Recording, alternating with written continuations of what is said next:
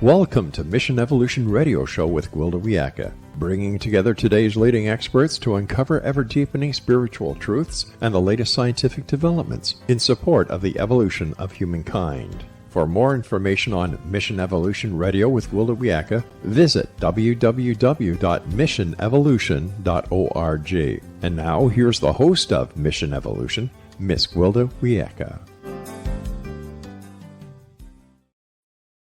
Hi, and thanks for joining us on Mission Evolution Radio TV show. We're coming to you on the X-Zone Broadcast Network and the X-Zone TV channel, divisions of Relmar McConnell Media Company, with studios and corporate offices in St. Catharines, Ontario, Canada. This hour we'll be investigating unseen worlds. The paranormal is a fascinating arena, propagating much speculation. Yet, how can we accurately investigate that which we cannot see? With us this hour to explore paranormal investigation, its gifts and its pitfalls, is Elliott Van Dusen. Elliott is a retired corporal from the Royal Canadian Mounted Police with 15 years of service, specializing in major crimes. As a director of the Paranormal Phenomenon Research and Investigation, he's earned multiple credentials in parapsychology. Elliott is also the lead organizer for the 2023 Halifax Paranormal Symposium. He's authored 3 books on paranormal phenomenon, including Spiritual Encounters, True Paranormal Accounts from Law Enforcement. His website, PPRI.net. Elliott, thanks for joining us on Mission Evolution. Thank you for having me. This should be fun. We're going to talk about ghosts today, I think. That sounds great. I love ghosts. Apparently. So let's start with, what is parapsychology? So parapsychology is the scientific study of extrasensory perception. So any of the perceptions that fall outside our known senses, mind-matter interaction, which used to be called psychokinesis, or the ability to move objects and items with one's mind. And then the third aspect of that, which is my favorite, is survival. So it's the investigation of ghosts, apparitions, out-of-body experiences, near-death experiences, and reincarnation. Which brings us to, what's a ghost? Well, I always get asked, do ghosts exist? And my answer is always yes, but it's what are they? I know from certain parapsychological studies that have been done in the laboratory that certain things, such as excessive amounts of carbon monoxide, excessive amounts of electromagnetic field radiation, can cause people to experience a haunting, including seeing an apparition. But I mean, they've been reported since the beginning of time back in ancient Mesopotamia. So I know that they exist. It's just a matter of, what are they? And are they all created the same? I mean, right now we just have our senses and or EMF meters and nighttime cameras and that sort of thing to draw on. But what are we really picking up? And are we picking up various things? Well, and that's just it. I mean, for example, there's what we call a residual haunting, which is what we believe to be kind of an energy imprint in the environment. It is a spirit that doesn't communicate with the living. It almost ignores the living. It can walk, through where a door frame used to be, because back in its day, that's where the door frame would have been. And it just basically acts like a video recording. And then there's other ones where, they can intelligently communicate with the living, either through an electronic voice phenomena or through knocks or raps. Investigators are able to corroborate information such as names, dates of birth. That kind of information is usually gathered from a medium. So there's certainly different types of hauntings, different types of ghosts. Well, how about the observer effect? When you get enough people together looking for something, can't they create it? There certainly is. There was actually a case that I talk about. My colleague Daryl Walsh always makes fun of me for talking about this, but it was called the Phillips experiment, and it was in Toronto, Ontario. And what they did with the Phillips experiment is they wanted to create their own poltergeist. So this group of psychical researchers basically created a background story for a fictitious entity named Philip. And every day they'd come in the office, they'd sit around their table, they would talk to the entity, they would make things up about the entity's background, and eventually they were able to get these strange rapping and knocking noises to occur on their table. And even when they broke off for Christmas and they weren't in the office for a couple of weeks, this activity continued to happen to them at their private residence. So certainly the mind is a very powerful thing that we don't fully understand yet. I'm glad you brought up poltergeist because I've read some studies. I'm trying to remember where that usually poltergeists are accompanied by a pubescent or a teenager, somebody just crossing that bridge there between child and adult in the household. Have you looked into that, or do you know about that?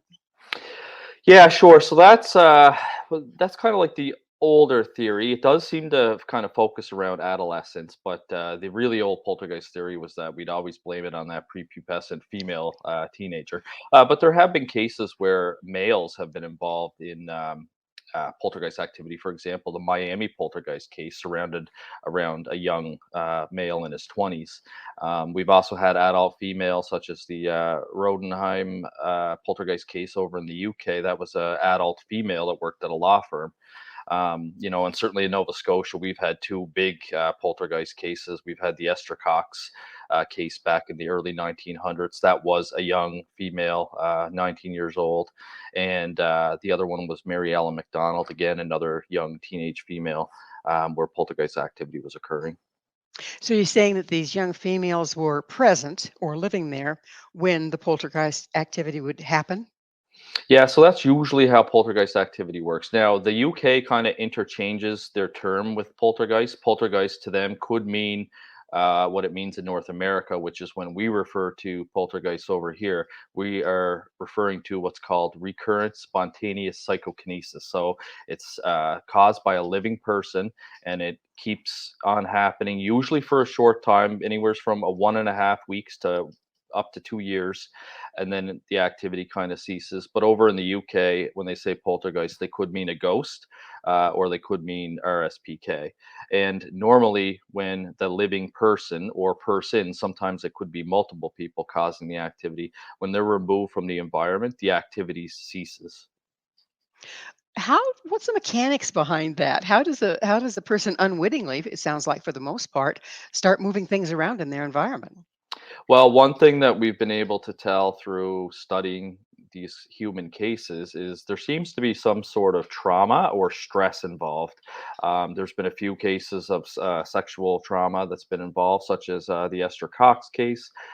She was out in a carriage when the male that she was with tried to sexually assault her. That caused a lot of trauma, and then the activity started shortly after that. I know a good colleague and friend of mine, Lloyd Auerbach, has investigated a former police officer out on the West Coast that was undergoing some counseling for some sexual trauma, and that had brought up some poltergeist activity in her life as well. So that's certainly one trigger, but it's definitely a topic that we're still interested in parapsychology and still learning different things. Pretty fascinating, really, because it comes in so many different faces. When people have had trauma, particularly sexual abuse, it's very common for them to compartmentalize or even totally split off and have more than one personality. Is that related to part of them out acting in their environment where the other part of them is busy in their body? Yeah, we certainly believe that it has something to do with our unconscious mind. It's our unconscious mind's way of kind of dealing with this stress. I often wonder, as you said in my introduction, I'm a former Royal Canadian Mounted Police officer, so I've had some stressful situations myself, and I've never had objects move on their own. So it often makes you wonder what kind of trauma and stress one has to undergo for this type of activity to occur. It certainly doesn't happen with everybody. But that is certainly one of the trends that we've noticed in these sorts of cases. I wonder if it's also linked with a certain amount of genetic predisposition to being able to do that in the first place. That part's interesting. I know that for psychic abilities, it's been proven that that is genetic and seems to get passed down. As for poltergeist activity, though, I've never heard many cases of it continuing on generation after generation, even though trauma can be passed on through generations. Yeah, that's pretty fascinating. So this whole epigenetic issue is starting to play into the paranormal, isn't it? Yeah, for sure. And parapsychology is considered a science. That's one myth that I like to dispel usually when I do podcasts and talks and educational events. It was actually recognized as a social science because we're studying people's experiences of the paranormal. So it is considered a social science. So, it makes sense to consider all those factors: cultural, religion, sociological factors, psychological factors. What is there a particular personality type or something that you've tracked in that regard that tend to be the one that report ghosts? Well, there's been lots of studies done on believers and non-believers, and the results seem to show that believers are more susceptible to experience paranormal phenomena.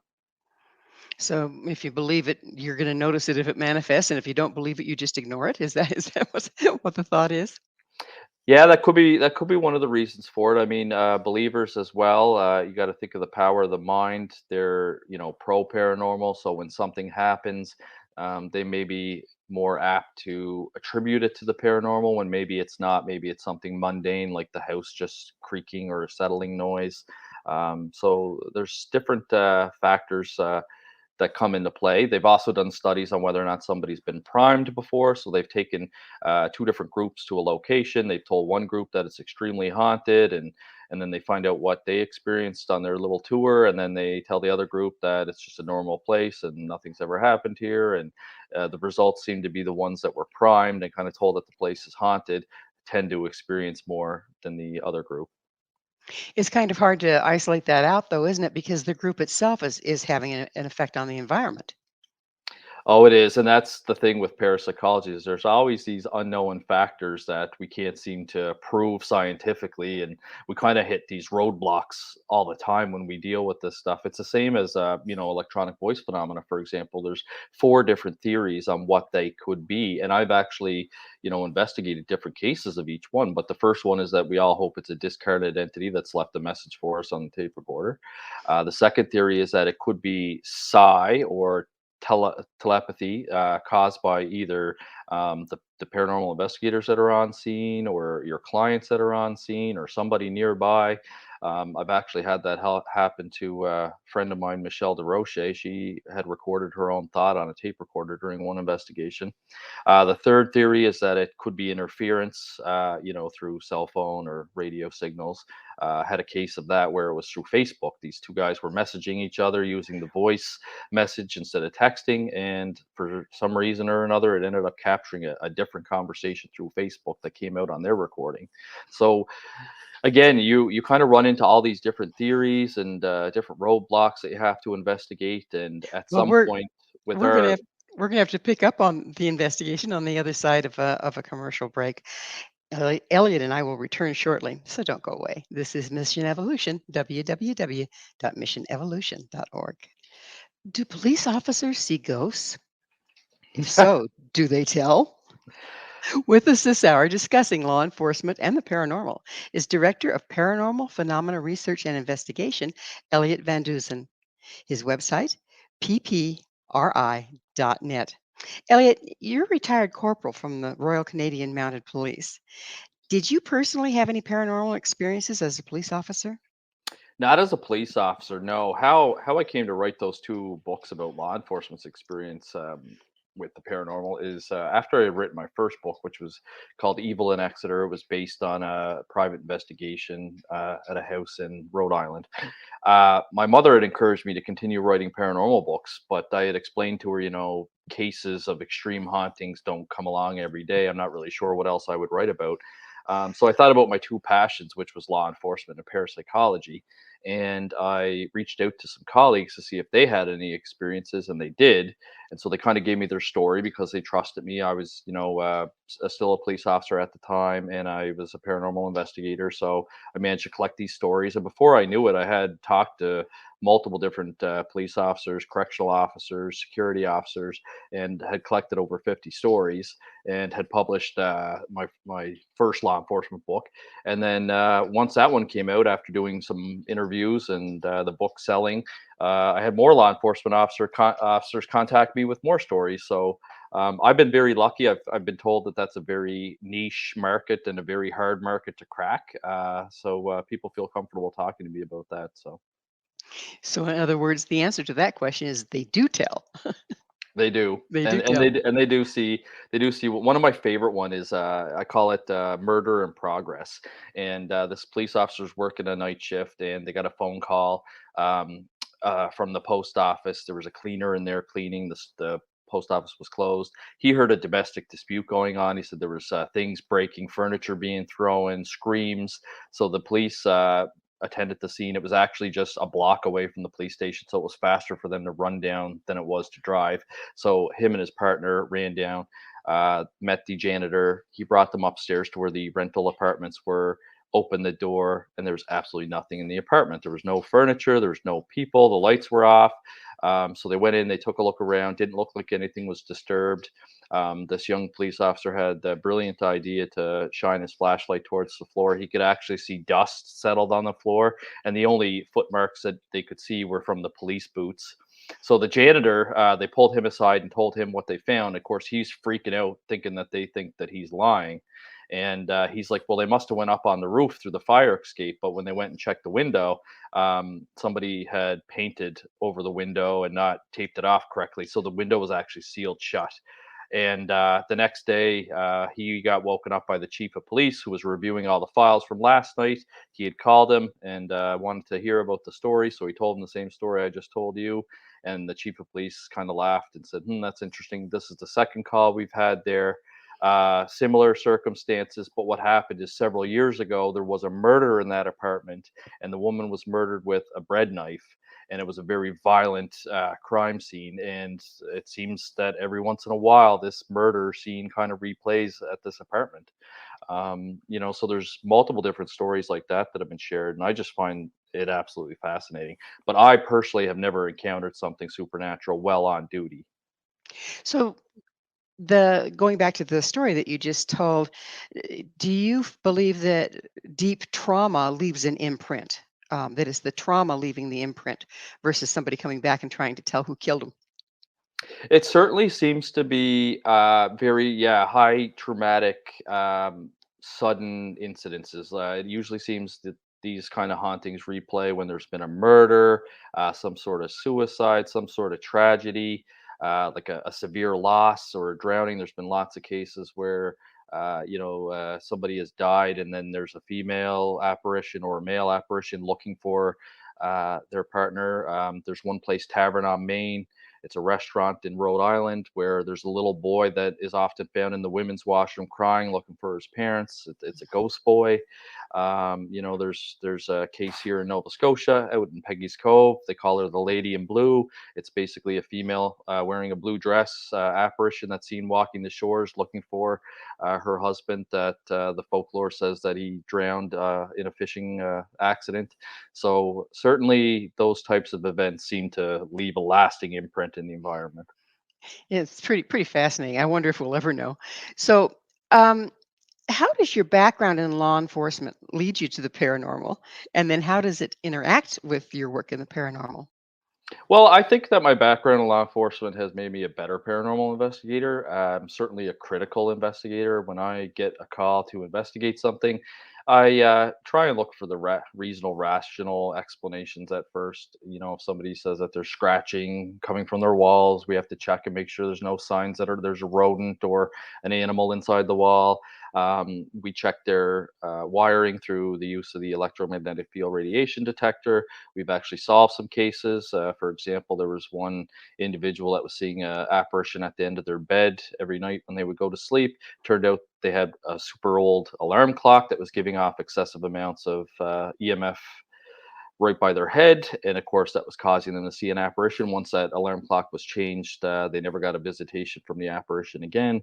So sometimes you can kind of explain it through science and good deductive reasoning, and other times you're left with a mystery.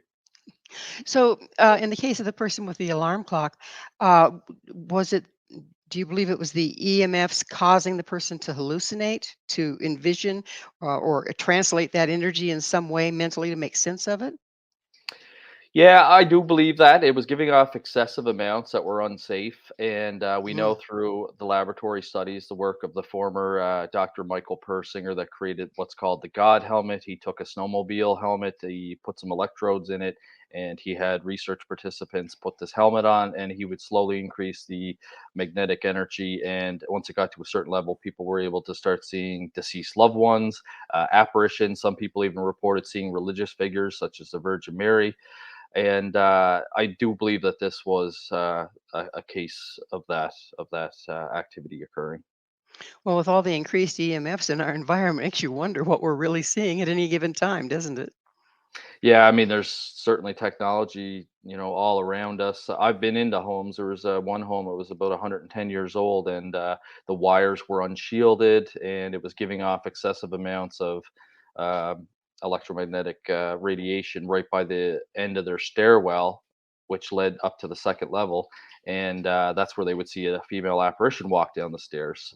And of course, we let the homeowners know, and then it's up to them whether or not they have that repaired. It's probably something you'd want to get replaced, especially for fire reasons when you start dealing with unshielded wires. Pretty fascinating. So, when you're working with ghosts, there's all sorts of paranormal investigators out there. If they have an EMF meter, they can just hang up their shingle and go. How does what you do differ from that? That's an excellent question. So you're right. There's, what I call the amateur ghost hunters, and then there's your more professional organizations. Um, Again, we're a very small team, and each person on my team kind of has a special skill set. My educational background is in law enforcement and parapsychology. I've got a professional photographer on my team. I've got an audio engineer on my team that deals with all our electronic voice phenomena. So I really rely heavily on my team to kind of examine any sort of evidence that we get and give me their best and proper assessment of that evidence. And also, when we're at a scene, yeah, or a scene, a haunting. There's my former police brain speaking. When we're at a haunting doing an investigation, we take very good care to make notes, detailed notes on where everybody is at the time. Um, all the recordings are kept with one person, so we keep continuity of those recordings, and we just follow a really strict, protocol and guidelines when we're doing our investigations. I've worked with other groups where it's kind of, and a lot of these groups are just doing it for fun as well. But you show up, and it's just kind of willy nilly, and there's people running all over the place, and they're not documenting where somebody is. And then next thing you know, when you have a photograph with somebody far in the background, you're not sure, is that one of the investigators, or did we catch something, in the background? And you're kind of left with that. You can't prove it otherwise, because you weren't careful in the first instance. So they're running around polluting the scene like crazy. Yeah, I've seen both. I've seen, I've worked with some groups that follow the same thing, kind of, a scientific method, and very meticulous. And then I've seen others that it's just sheer chaos. And at least they're out trying, I guess. And there's kind of a what they are calling the citizen scientist programs out there now that parapsychologists are releasing to try and bring these amateur people up to speed and kind of give them some best practices, because they realize with all these people out there trying to collect evidence, why not give them some tools to kind of help, so that if they do catch something that can be used, we can use it. You can add it to the bank of knowledge. So, some paranormal, a lot of the teams have a psychic on board. What's your take on that? Yeah, so I'm not against mediums. I do believe it. I believe that our human mind is capable of doing it. I just believe that certain people have that switch turned on for whatever reason. And we recently used a medium on one of our investigations, and my entire team was so impressed with her that we actually asked her to become a member of our organization afterwards. And one thing that kind of blew our mind was at this house. And of course, when I have a medium come and investigate, I don't give them any details about the case at all. I just tell them when to show up and where to show up. And so one thing that happened is, about a week before we showed up, the wife was playing cards with somebody. They had put their cards down on the table to go get a drink. When they returned, the wife noticed that she was missing a card. They looked everywhere for it. They couldn't find it. It was the seven of spades. So they kind of stopped playing, because now they're missing a card. They had 51 out of 52 cards. So my investigator gave our medium the stack of cards and said, "Do any cards come to mind?" And without hesitation, she said, "Yeah, I keep seeing the six and the eight of spades, which were the outlying cards of the missing card, the seven of spades, which was missing." And there was other things too that she did that investigation. It wasn't just the one thing. That was just one thing that I really stood out to me, and I kind of blew me away. But she was actually able to detect. She felt like a pain in her heart and numbness in her left arm. Well, it turns out that the spirit we believe that was haunting the place was the homeowner's father, who had taken a massive heart attack. So there was different things that she was able to sense that us as investigators had no idea about, and we were able to corroborate about five or six different things from her. So mediums can be very useful in your paranormal investigations. That's good to know because there's yet more information. It's time for us to take another station break. Elliot and I will be right back to continue our haunting discussion. So you stay right there. This is Mission Evolution, www.missionevolution.org. This is Mission Evolution, missionevolution.org. Are all paranormal investigators created equal? With us discussing the fine or not so fine art of paranormal investigation is Elliott Van Dusen. His website, ppri.net. Elliot, how do you so where do you stand on accepting pay? I mean, can this be, you say professional, can this be a professional like as in you do it for pay and get in paranormal investigating? The only one in this field that I've known that has made, somewhat of a living with it was Stanton T. Friedman when he was alive doing his UFO lectures. Of course, everybody wanted Stanton at their conference, so he had expenses paid, and of course, he had lots of books and publications and things like that. But no, I would say generally, most people do not make much money doing this at all. I know with us, we're a nonprofit organization, so um, we try and do a lot of fundraising. We put on educational events to raise money. I basically donate all my proceeds from the sales of my books back into my organization, things like that.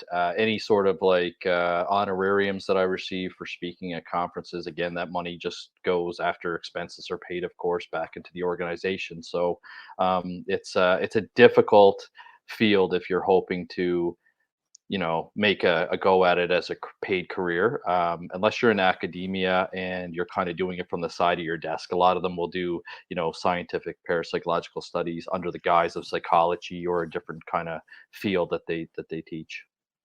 So, what there's we talked about ghosts. Is there other types of paranormal activity that you investigate? Do you work on seeing if a person is psychokinetic or has ESP or any of that? Yeah, we haven't done that in a long time. We used to use the Zener cards and kind of do some tests to see if people had any sort of mediumship ability, or um, on the opposite end as well, if they're scoring nothing close to chance, then that's also an indication that they have some sort of mental block going on, because you should on average out of 25 cards get at least five of them correct at least. So yeah, we used to do that, but I find running a paranormal organization in general, because we do investigate anything that's reported to us. We have investigated cryptozoology sightings. There was a black panther reported many years ago in the Beaverbank, Nova Scotia area. We've investigated UFO sightings. I find those difficult, especially if they're, just a light in the sky. Especially today, there's just so many different things. There's like if you look at the air traffic in the sky, there's so many planes, drones, things like that. So Huh, very, have very satellites. satellites, yeah, On a clear night, you go, oh, a UFO. yeah, No, that's space Sputnik. space junk and debris. So they're very difficult to investigate. But I find when you run a paranormal organization that does take on that, it seems to, well, in my experience anyway, you seem to get reported reports of hauntings and ghosts a lot. So that seems to be what we kind of specialized in. But we are open to investigating, any sort of case. But it seems to be that that's the popular thing reported is ghosts and hauntings. Do you have private parties give you a call to come check out their house because they think it's haunted? Is that where you get some of your people? Yeah, so we're not so much a proactive organization. Like I know a lot of groups will contact like the local museum that's allegedly haunted and ask to investigate there and things like that. We'll only do that if we're in like a real lull period, and I just want to get my investigators out there to keep their skills sharp and use the equipment to get them familiar with things. For the most part, we're a reactive organization, so we only investigate if somebody contacts us and requires help. That usually comes through the form of our website. There's a contact us section on there. So people will look for a paranormal investigator in their area. We service all of Atlantic Canada and the New England states down in And that's US. website. What's the website address for that? And the website for that is PPRI.net. It stands for Paranormal Phenomena Research Investigation.net. And we on average we do maybe 2 to 3 investigations per year. We've done 1 investigation this year, and we have about 3 or 4 right now that have just recently come in.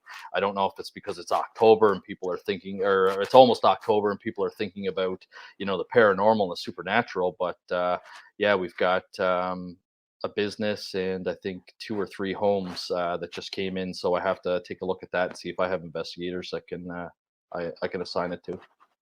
So, what tools do you use? We've mentioned a few, but what tools do you use and who operates them? Yeah, so we have a electromagnetic field radiation detector, which we use. We have 2 of them, and And those are what all. electricians use. Yeah, it's a tool that electricians can use to check for unshielded wires.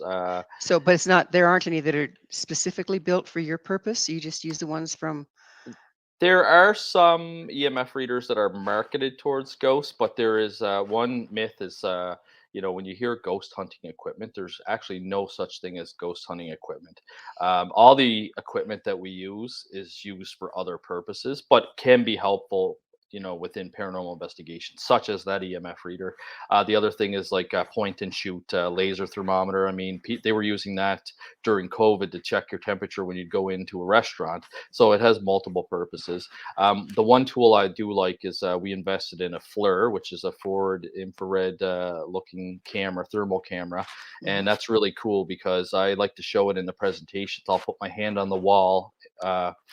Or sorry, I'll point the thermal camera at the wall before I put my hand on the wall, and you'll see that there's nothing there. I'll just put my hand on the wall for 2 seconds and then pull it away and put the thermal camera there, and you can see the perfect outline of my hand there. So that's really interesting because you'd like to see that when you hear footsteps approach you. Or I've had, I wish I had the tool at the time. I didn't own it at the time, but I was at a haunted house and I saw the doorknob turning while I was in the room. I was the only person on that floor. So I went over to the door and I opened the door up really quick and looked behind it, and there was absolutely nobody there. It would have been interesting on the other side to have used that thermal camera to see if you could have saw a handprint on the doorknob or something like that. But it is a valuable tool.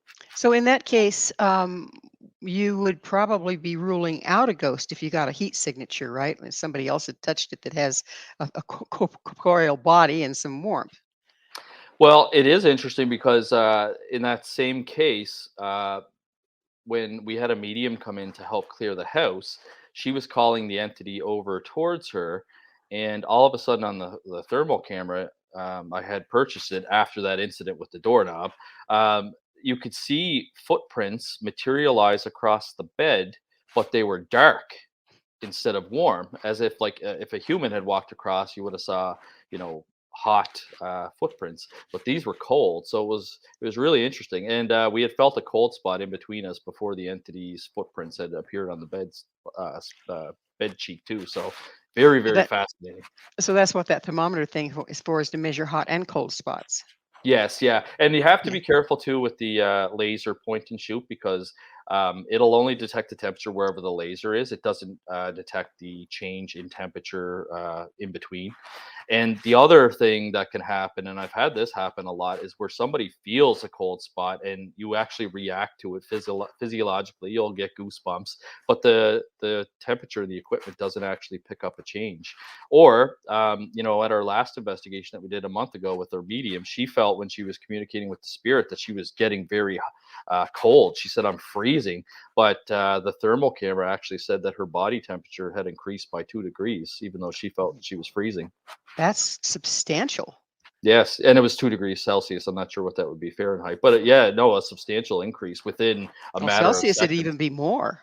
Yeah, yeah. Yeah, yeah. That's pretty interesting. So she was kind of empathing through her body that there was paranormal activity and her body was responding. Is that what's going on there? Yes, yeah, yep, and very much so. And it was kind of neat to have the equipment there to kind of verify. I actually shared it on our social media, the two different thermal images, because I was in the right place at the right time. I had captured her thermal body image before she mentioned that she was freezing, and then as she said she was freezing, I was in the right area to capture a 2 degree change, and it was both from her hands. So it's not like it was two different parts of her body or anything like that. It was in the exact same spot. So it was really, really cool. Pretty fascinating. So, have you covered all the tools that you use? I interrupted you Uh, there. no, pretty much. I mean, we use digital audio recorders. I don't believe in using your phone with the apps.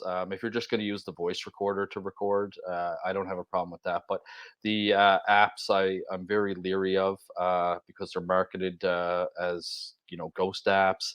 And just recently, I've got one of my investigators, my audio engineer, Peter McMasters, is working with a university right now on a special project, and one of the things they're doing are looking at apps. And he had me test out the EMF app in the phone. And what I did is normally your microwave will give off excessive amounts of EMF if you're running it. So I ran the microwave and had both the app on my phone and the real EMF reader in my hand, and there was a huge difference. The phone was barely picking up anything, and then the actual EMF reader was basically telling you don't stand in front of the microwave because there's a It's lot of not. radiation coming. Absolutely. So once you get all this information, do you then triangulate? That's the way you do it in when you're working on the force, right? You triangulate, and would you mind explaining how that works? Yeah, so once we gather all our data, we usually sit down as a team and, well, after it's analyzed, of course, I usually, like I said, anything that has to do with electronic voice phenomena or audio, I give to Peter because his background is audio engineering. Anything to do with photographs, I give to Mike Shaw. He's my commercial photographer. And then we sit down as a team and we discuss everything that we've collected. And sometimes we can clear things up. For example, the last investigation we did a month ago, when Mike was reviewing the photographs, he thought that he had seen something strange. And he sent me the photo, and we did a Zoom meeting online, and it looked like there was a apparition coming out of the door. But then I recognized the clothing, and this is from making good notes at the scene, as being one of the homeowners. And what had happened is I asked Mike, I said, "What was the frame speed when I took that picture?" And it was like something like 0.6 of a second. So it only captured zero point 0.6 of a second of light. So when the homeowner was obviously coming out of the room, that I didn't notice when I snapped the picture, it looked like there was a male apparition coming out of the room. But it turned out that it was just because the settings on the camera wasn't set for like sport mode. It only captured what it could capture, and it looked like a blurry kind of, fuzzy apparition. So we go through it. We certainly scrutinize this, and then we do share our stuff with other parapsychologists and scientists as well. In fact, we had one case that we shared with Jim Horan, and We're he probably ended going to up. have to if we're probably going to have to pick up on that case on yet another side of a commercial break, and Sounds good. it's well, time is flying. I'm telling you.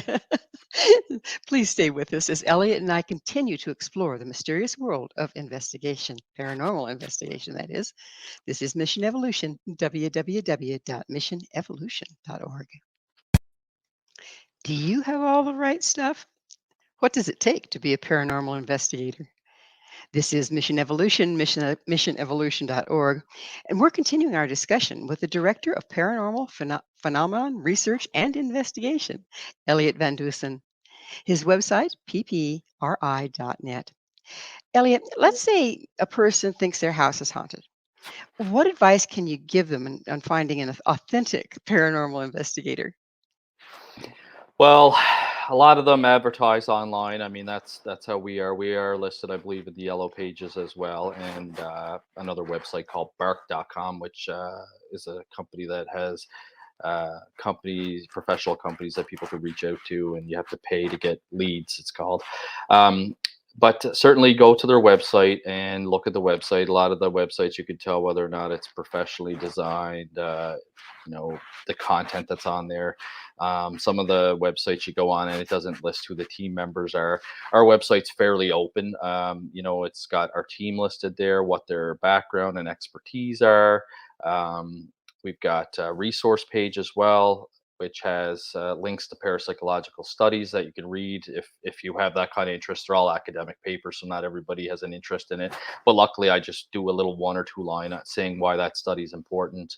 Things like that to kind of look out for, because I have come across some websites that look like they were just kind of thrown up overnight. And then certainly when you contact them, ask to speak to them on the phone, and you can learn a lot about somebody, or even set up a Zoom meeting. That's what we do initially. I call it the initial interview. When we have a client contact us, I would like to do it in person, but sometimes, say for example, I'm in Sydney, they're in Halifax, that's 500 kilometers away. So instead of me traveling up to do the initial interview, I'll set up a Zoom message, because then you can look at not only their verbal responses but also their body language as well.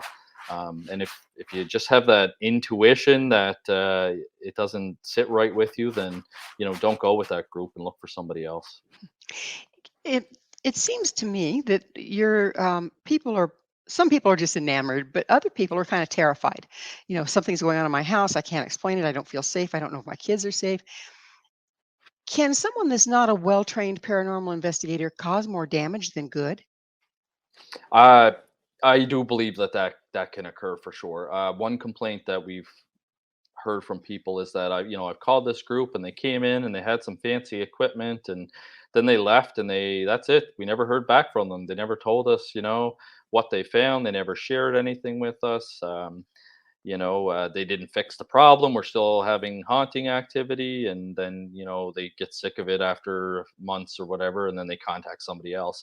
So that's one thing that we do. I stay in touch with the clients, and then at the end of the investigation, once I've reviewed all the evidence and everything's been analyzed, I do up a conclusion report for them, and I'll send them anything that we have, whether we cost like what we think is an electronic voice phenomena or a photograph or anything like that, and provide them, with a very detailed report on what we found. I always caution people too, like as paranormal investigators, you get invited into somebody's home. You're usually only there for, maybe a night. Maybe if it's a really good investigation, you kind of got something the first time, you'll ask them to come back a second night. But it's not typical that like we move in with somebody and live with them for 3 months. So just because you're there for those 12 hours or 24 hours and you don't experience anything, it doesn't mean that something's not happening.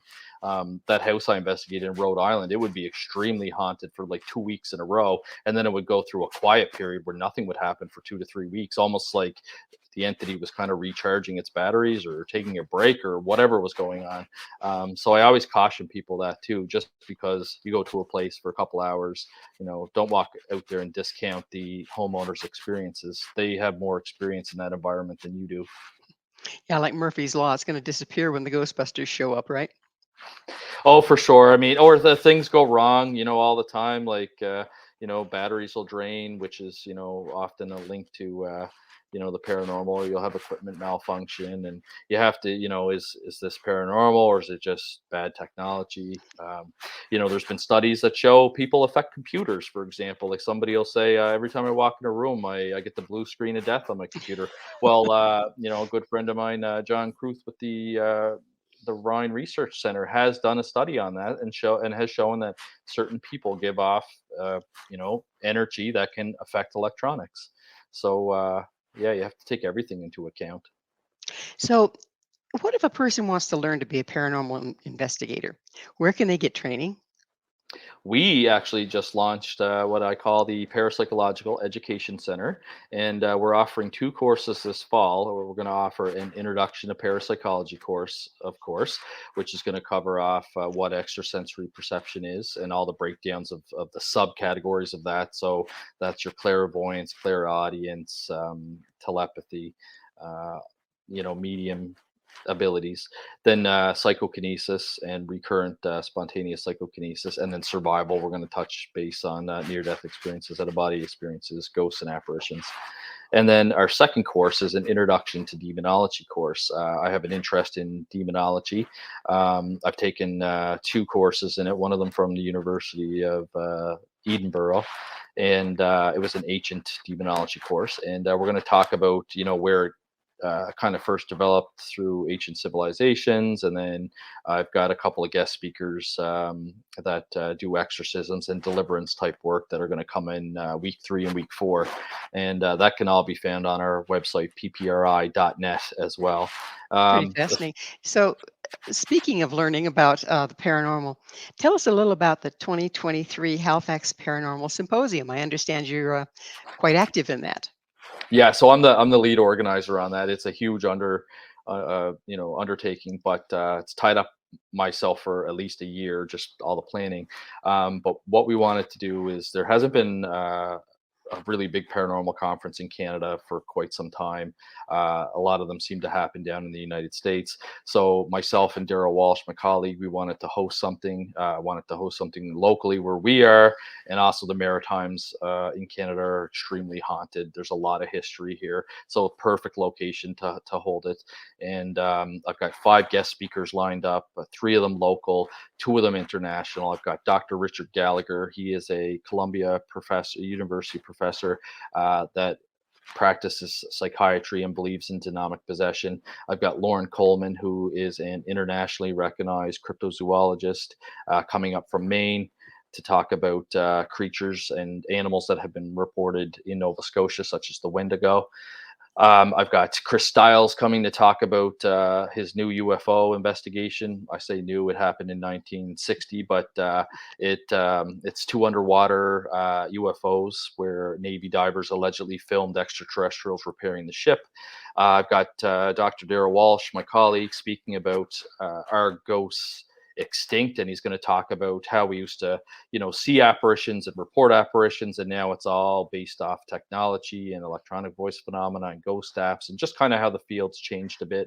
Well, it And then sounds fascinating. When, and where is it? it's going to be held this October, on October 7th, and it's going to be from 9 a.m. till 6 p.m. It's at the Halifax Tower Hotel and Conference Center in Bayers Lake, Nova Scotia. And anyone interested in it can go to our website, of course. And the tickets, if you type in ppri.net/tickets, it'll bring you to the Eventbrite website where we're selling the tickets for it. But it's Well, going to be great. It's going to be a great lineup and great lectures. it sounds wonderful. So, Elliot, it's about that time in the program when I get to ask you, what's your mission? What's my mission? My mission, I guess I would have to say, is that I want to try and provide as much education in the paranormal and quality education, and help dispel some of the myths that's always surrounded parapsychology. The reason we started doing parapsychological investigations was to help rule out frauds during the spiritual movement with the creation of the Society for Psychical Research. So I feel passionate about providing proper education, proper information to people, and I hope to reach as many people as I can. I think that would be my mission if I had one. That that's a pretty worthwhile mission. I mean, how much of our environment is full of things that we don't see?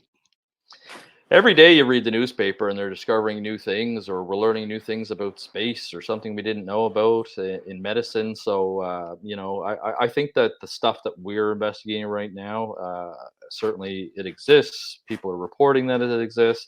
It's just we don't understand it yet. And, maybe in the future we will. And we need those people working on it now so that we can understand it in the future.